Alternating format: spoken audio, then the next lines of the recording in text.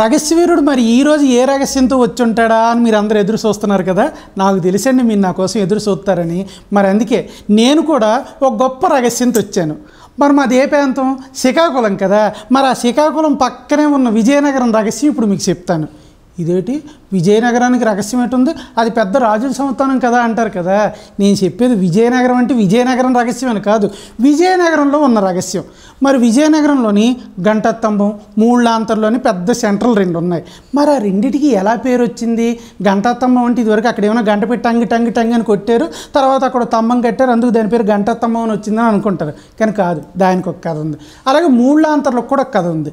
ఏంటిది? ఎక్కడా లేని పేరు మూళ్ళాంతర్లని సెంటర్ కట్టడం ఏటా అన్న అనుమానం చాలామందికి వచ్చింది కదా. ఇదే అనుమానం నాకు కూడా వచ్చిందండి బాబు. అందుకే ఆ రహస్యం ఏంటో తెలుసుకుందామని నేను బాగా సెర్చ్ చేసి ఆ రహస్యం నాకు తెలియగానే కడుపు ఉబ్బిపోయింది, మీకు చెప్పాలి కదా. అందుకే ఇప్పుడు ఆ రహస్యం మీకు చెప్తాను. ఇంతకీ ఈ విజయనగరం అనేది ఎక్కడుంది? ఉత్తరాంధ్రలో ఉంది, ఒరిస్సాకి పక్కనే ఉంది. ఆ విజయనగరం అనేది ఇప్పుడు టౌను. మన అందరికీ తెలుసు, పోస్పాటి రాజవంశీకులు అశోక్ గజపతిరాజు ఇప్పుడు మినిస్టర్గా ఉన్నారు.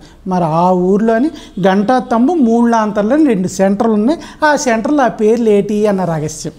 దీనికి ఒక చరిత్ర ఉందండి. ఎప్పుడో 200 ఏళ్ల క్రితం, అప్పుడు కూడా విజయనగరం రాజుల ఆస్థానం, పెద్ద చక్రవర్తి సంస్థానం కాబట్టి బోల్డ్ మంది ఉండేవారు. అది కూడా పెద్ద టౌన్గా ఉండేది. పట్నాయక్ అనే ఓ వ్యక్తి రాజుగారి దగ్గర గుమస్తాగా ఉండేవాడట. మరి రాజుగారి దగ్గర గుమస్తా అంటే మాటల బోల్డ్ అంత ఆదాయం, రోజు బోల్డ్ మంది కలుస్తుంటారు.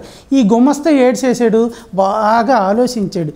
ఇదేటిది, రాజుగారిని కలవడానికి రోజు 100 మంది వస్తున్నారు, వచ్చిన ప్రతి వాళ్ళకి రాజుగారు ఈ టైంకి ఉంటారు, ఆ టైంకి ఉంటారు, సభలు ఇప్పుడు ఉంటారు, ఇంట్లో అప్పుడు ఉంటారు నేను చెప్తున్నాను తప్ప నాకేటి లాభం అన్న డౌట్ వచ్చిందంట. వెంటనే మనోడు ఏం చేశాడు, కూర్చుని కుర్చీ పక్కన ఒక కౌంటర్ తెరిచాడట. రాజుగారి గురించి చెప్పాలి అంటే నాకు ₹1 ఇవ్వాలన్నాడట. ఓలమ్మో, 200 సంవత్సరాల క్రితం రూపాయి అంటే మాటల పెద్ద సొమ్ము, కుదరదండి కానీ అన్నారట. ఎంతో కొంత వస్తుంది కానీలే అనుకుంటూ అడిగిన ప్రతి ఓడి దగ్గర కానీ తీసుకుంటూ రాజుగారి విషయాలు చెప్పేవాడట. మరి ఈ రహస్యం ఉండిపోద్దా? ఈ నోట ఆ నోట రాజుగారి దాకా చేరిందట.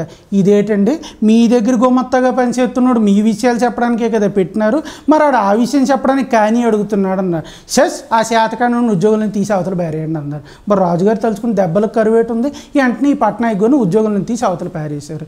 మరి నిన్నటి వరకు డబ్బులు తీసుకోవడానికి అలవాటు పడిపోయిన పట్నాయక్ గారికి చేతిలో చిల్లిగా లేపేసరికి ఆయన కోపం వచ్చేసింది.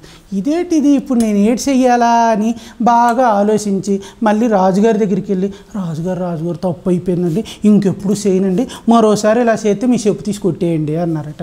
సర్లే, ఇంతకీ నిన్ను గుమత్తాగా ఉంచి ఏం చేస్తావు చెప్పాను. ఏముందండి, మరి ఏ సమయం ఎంతో తెలియాలి కదండి, పైగా మీకు 4 భార్యలు తప్పు పట్టుకోకండి. మరి ఏ భార్య దగ్గర టైం ప్రకారం వెళ్ళపోయిన రాణిగారు అలుగుతారు కాబట్టి మనం శుభ్రంగా ఒక గంటల స్తంభం కడదామండి. ఆ స్తంభం మీద కూర్చుని నేనే ప్రతి గంట కొడతానండి. 1 గంట అయితే 1 గంట, 2 అయితే 2 గంటలు, 3 అయితే 3 గంటలు కొడతానండి. బాబా పిల్లం పిల్ల ఉన్నాండి. సర్లే బతుకు, ఒక స్తంభం కట్టేసుకోవాలి. వెంటనే మనోడు శుభ్రంగా పునాదేసి ఒక గంట స్తంభం కట్టి దాని మీద 1 గంట పెట్టాడు.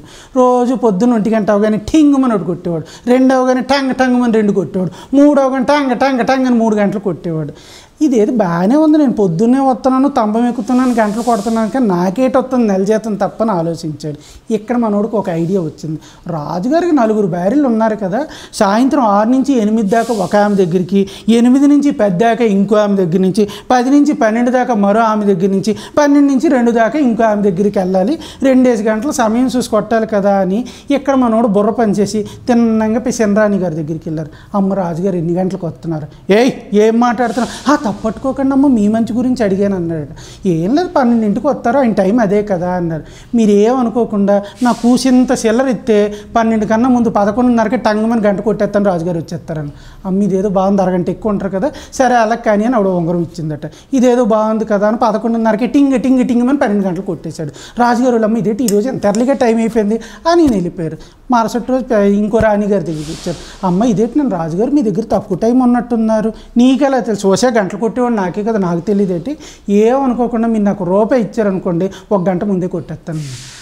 ఇదేదో బాగానే ఉంది, 10 నుంచి 12కి రావాలి కదా, 9 గంటలకు నువ్వు గంటలు కొట్టి నీకు ఆరం ఇస్తాను అన్నారట. ఆవిడ దగ్గర ఆరం తీసుకుని 9 గంటలకు 10 గంటలు కొట్టేవాడు. ఇలాగా ఇదేంటిది రోజు ఉండే టైంకి ఎప్పటికీ టైం మారిపోతుందని డౌట్ వస్తే మనోడు అసలు రహస్యం తెలిసిపోయింది. అమ్మ నా కూడా గంటల స్తంభం మీద కూర్చొని గంటలు కొట్టరంటే ముందే గంట కొట్టి మా కొంపలో కొలంబ పెడతావా, అందుకే నాకు నేను తీసి పారేయండి అన్న. ఇప్పుడున్న గంటా స్తంభం అయితే ఉండిపోయింది, సెంటర్ అయిపోయింది, కానీ పట్నాయక్ గారు ఉద్యోగం పోయింది. ఏటి చెయ్యాలా అని బాగా ఆలోచించాడు. మళ్ళీ రాజుగారే దగ్గరికి రానివ్వరు. అప్పుడు మనోడికి ఐడియా వచ్చింది. శుభ్రంగా సెంటర్లోని కోట తూర్పు దిక్కు ఉంది, పడమర దిక్కు, ఉత్తర దిక్కు, దక్షిణ దిక్కు చూసేలా 3 లాంతర్లు పెట్టాడు. అట్నుంచి ఎవరు వచ్చినా, ఇట్నుంచి ఎవరు వచ్చినా, ఇట్నుంచి ఎవరు వచ్చినా ఇలా కోటలోకి వెళ్తారు కదా అని అక్కడ కూర్చున్నాడు. రాజుగారు గుర్రబగ్గి వేసుకుని బయటికి వెళ్ళగానే పరిగెట్టుకుంటూ రాజుగారికి వెళ్ళి నమస్కారం అండి అని చెప్పి వెళ్ళిపోయారు. రాజుగారు మాట్లాడుకుంటూ వెళ్ళిపోయారు. ఇలా కొన్నాళ్ళు తంతు జరుగుతుంటూ ఊళ్ళో వాళ్ళకి అనుమానం వచ్చింది. ఇదేంటి పట్నాయక్ గారు బయటికి వెళ్ళినప్పుడు రాజుగారికి దండం పెడుతున్నాడు, కూర్చుంటున్నాడు, ఏటి కదా అని ఒక్కొక్కరు అడిగితే ఏట్లేదు, ఊళ్ళో ఎవరెవరు తప్పులు చేస్తున్నారు, రేటు చేస్తున్నారు, 3 పక్కల నుంచి అబ్జర్వ్ చెయ్యని ఈ 3 లాంతర్లు రాజుగారే ఇచ్చారు, ఎవరు తప్పు చేస్తే కంప్లైంట్ ఇమ్మన్నా ఉరి తీసేస్తారంటని చెప్పారు. వాళ్ళమ్మ అయితే మా గురించి చెప్పండి, మేము తప్పు చేయలేదు చెప్పండి అని అందరూ సెలరవడం మొదలెట్టారు. దాంతో మళ్ళీ మనోడు ఇంకో బిల్డింగ్ కట్టాడు. అమ్మ నాయన ఈ పట్నాయక్ ఉంటే లాభం లేదు, అసలు ఈ ఊళ్ళో ఎక్కడి నుంచి ఏదో పని చేస్తున్నాడు, ఈ అర్జెంట్ తీసి ఉరి తీసేయండి అన్నారట. మొత్తానికి రాజుగారిని క్షమాపణ అడిగి ఆయన ఊరు వదిలేసి వెళ్ళిపోయాడు. ఆ 3 లాంతర్లు గంటత్తమ్ము చరిత్రలో మిగిలిపోయాయి. అదండి ఇప్పుడు ఆ 2 సెంటర్లకు ఉన్న రహస్యం. మొత్తానికి ఈ రహస్యం మీకు నచ్చినట్టయితే మా ఛానల్ మాత్రం మీరు తప్పకుండా సబ్స్క్రైబ్ చేయాలి. చేస్తారే?